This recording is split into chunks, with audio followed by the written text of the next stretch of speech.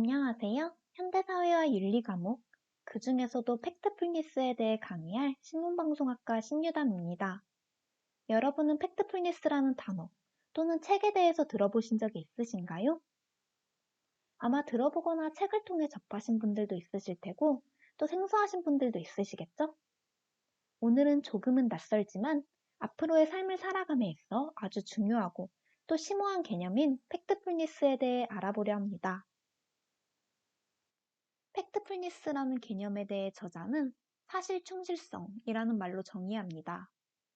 이 단어 속에는 우리가 세상을 오해하는 10가지 이유와 세상이 생각보다 괜찮은 이유가 내포되어 있습니다. 본격적으로 강의에 들어가기에 앞서 지금부터 보여드릴 12가지의 문제를 풀어보시기 바랍니다. 우선 첫 번째 문제입니다. 오늘날 세계 모든 저소득 국가에서 초등학교를 나온 여성은 얼마나 될까요? 선택지로는 20%, 40%, 60%가 있습니다. 두 번째 문제입니다. 세계 인구의 다수는 어디에 살까요? 저소득 국가, 중간소득 국가, 고소득 국가. 이 세 국가 중 어디에 가장 많이 분포되어 있을까요? 세 번째 문제입니다. 지난 20년간 세계 인구에서 극빈층 비율은 어떻게 바뀌었을까요? 거의 2배로 늘었을까요? 아니면 거의 같거나 절반으로 줄었을까요? 한번 체크해 보시면서 들어주시길 바랍니다. 4번 문제입니다. 오늘날 세계 기대 수명은 몇 세일까요? 50세, 60세, 70세가 있습니다.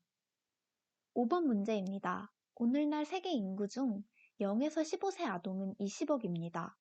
유엔이 예상하는 2100년에 이 수치는 몇일까요? 40억일까요?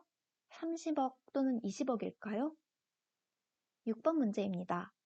유엔은 2100년까지 세계 인구가 40억 늘어날 것으로 예상했습니다. 주로 어떤 인구층이 늘어날까요? 아동 인구일까요? 성인 인구 아니면 노인 인구일까요? 다음으로는 7번 문제입니다. 지난 100년간 연간 자연재해 사망자 수는 어떻게 변했을까요? 2배 이상 늘었을까요? 아니면 거의 같거나 절반 이하로 줄었을까요? 8번 문제입니다. 오늘날 전 세계 1세 아동 중에서 어떤 질병이든 예방접종을 받은 비율은 몇 %일까요? 9번 문제입니다. 일반적으로 전 세계 30세 남성은 평균 10년간 학교를 다닌다고 합니다. 같은 나이의 여성은 평균 몇 년간 학교를 다닐까요? 10번 문제입니다. 1996년 호랑이, 대왕판다, 검은 코뿔소가 모두 멸종위기종에 등록되었습니다. 이 셋 중 몇 종이 오늘날 더 위급한 단계의 멸종위기종이 되었을까요? 11번 문제입니다. 세계 인구 중 어떤 식으로든 전기를 공급받는 비율은 몇 %일까요? 마지막으로 12번 문제입니다. 세계 기후 전문가들은 앞으로 100년 동안의 평균 기온 변화를 어떻게 예상할까요? 이렇게 총 12개의 문제가 종료되었습니다. 이제 정답을 확인해 볼까요?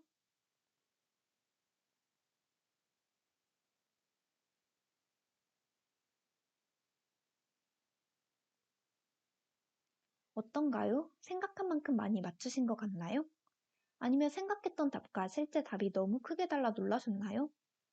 해당 문제를 만든 로슬링은 지난 수십 년간 가난과 부, 인구 성장, 출생, 사망, 교육, 건강, 성별, 폭력, 에너지, 환경과 같은 주제에서 세계적으로 반복되는 상황과 일반적인 추세에 대해 앞서 제시한 것과 같은 사실 기반의 문제 수백 개를 만들어 전 세계에 수천 명에게 제시했습니다.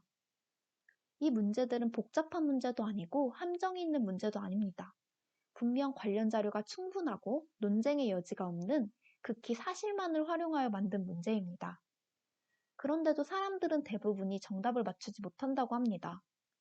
네로라는 엘리트 집단 역시 마찬가지였습니다. 근데 이 질문을 침팬지에게 던진다고 생각해 봅시다. 침팬지도 3가지 답변 중 1가지를 고를 것입니다. 그러나 대부분의 사람들이 정답을 맞히는 비율은 이 셋 중 하나를 고를 확률보다도 못하다는 것입니다. 왜일까요? 바로 편견과 고정관념입니다.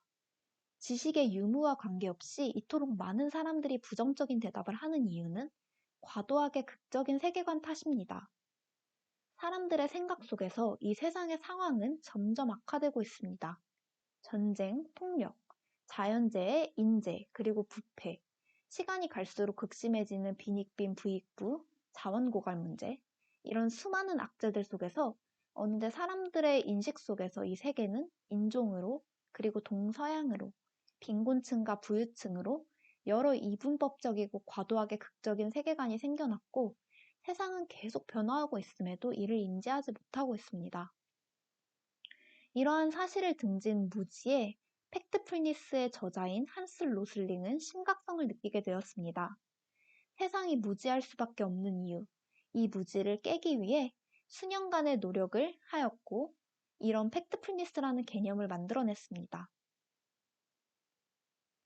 한스 로슬링은 1948년 스웨덴에서 태어났고 2017년에 작고하셨습니다. 2012년 타임지 선정 세계에서 가장 영향력 있는 인물 100인에 들었습니다. 2011년에는 패스트 컴퍼니 선정 가장 창조적인 인물 100인에 들었고, 2009년에는 포린 폴리시라는 유명 잡지 선정 세계 주요 사상가 100인에 들었습니다. 그는 오해와 편견을 넘어 사실에 근거한 세계관을 키우고 이를 전 세계로 전파하려고 한 인물입니다. 오해와 편견, 그리고 고정관념과 같은 극적인 세계관에서 비롯된 심각한 무지와 이를 싸우기 위해 겟마인더 재단을 창립하였고, 팩트풀니스라는 책이 세상에 비로소 나올 수 있게 되었습니다. 그렇다면 앞서 말한 과도하게 극적인 세계관을 갖는 이유는 무엇일까요? 이러한 세계관은 뇌의 작동 방식에서 비롯됩니다. 즉, 본능적으로 갖게 되는 생각이라는 것입니다. 때문에 쉽게 바꾸기는 어렵습니다. 인간의 뇌는 사실상 수백만 년간 진화를 거쳐왔습니다. 몸에 배어있는 본능은 그들의 생존으로 직결되고, 이러한 순간의 직관적인 판단으로 즉각적 위험 회피를 도모해왔습니다. 이러한 수천 년 전의 본능은 여전히 인간의 몸에 남아있고, 이러한 본능이 바로 극적 세계관을 양성하는 데 있어 합리적인 사고를 방해하는 것입니다. 오늘날 우리는 비록 과거와는 전혀 다른 세상에 살고 있지만, 이 세계를 살아가기 위해 극적 세계관을 본능적으로 필요로 하고 있는 것입니다. 그렇다면 우리가 가진 그리고 극복해야 할 10가지 본능은 다음과 같습니다. 먼저 간극 본능입니다. 이 간극 본능은 세상이 둘로 나뉜다는 거대한 오해입니다. 다음으로는 부정 본능입니다. 좋은 것보다는 나쁜 것에 더 주목하는 본능입니다. 직선 본능입니다. 인구 증가든 그 밖의 다른 상황이든 항상 직선을 상상하는 본능입니다. 공포 본능입니다. 공포에 떨면 상황을 똑바로 직시하지 못하게 되는 경향입니다. 크기 본능입니다. 이유를 왜곡하여 사실을 실제보다 부풀리는 경향을 말합니다. 일반화 본능입니다. 끊임없이 범주화하고 일반화하는 경향을 말합니다. 운명 본능입니다. 타고난 특성이 사람, 국가, 종교, 문화의 운명을 결정한다는 생각입니다. 단일 관점 본능입니다.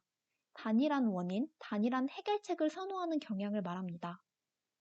비난 본능입니다. 왜 안 좋은 일이 일어났는지 명확하고 단순한 이유를 찾으려는 본능을 말합니다. 다급한 본능입니다. 위험이 임박했다고 느낄 때 즉각 행동하고 싶게 만드는 본능을 말합니다. 이 10가지 본능은 우리가 극복해야 하고 여태까지 지니고 있는 아주 본질적인 본능을 의미합니다. 이러한 10가지 본능에 맞서 한스 로슬링은 무지와의 전쟁을 선포하였습니다. 무지와의 전쟁이란 사실에 근거한 세계관을 정립하고 비판적 사고를 도모하는 것입니다. 이는 사람들의 인식을 바꾸고 비합리적인 두려움을 잠재웁니다. 사람들의 힘을 더 이상 본능에 의존하는 것이 아닌 건설적 활동으로 전환하게 합니다. 더욱 긍정적인 사고를 하게 하고 더욱 편안한 마음을 갖게 합니다. 이는 스트레스를 덜 받고 절망감을 낮아지게 하고 희망을 품을 수 있게 합니다. 즉, 이는 삶을 함께하는데 더욱 유용한 힘이라고 할 수 있습니다. 이러한 팩트풀니스 개념은 우리가 지금까지 갖고 왔던 오해와 편견에 기반한 사고를 자제하고 이제는 사실에 근거한 세계관을 정립하여 비판적인 사고를 도모하자는 의미를 담고 있습니다. 한 번쯤 기회가 된다면 이 책을 접해보시면 좋을 것 같습니다. 이상 강의 마치도록 하겠습니다. 현대사회와 윤리에서 팩트플리스를 강의한 신문방송학과 신유담이었습니다. 감사합니다.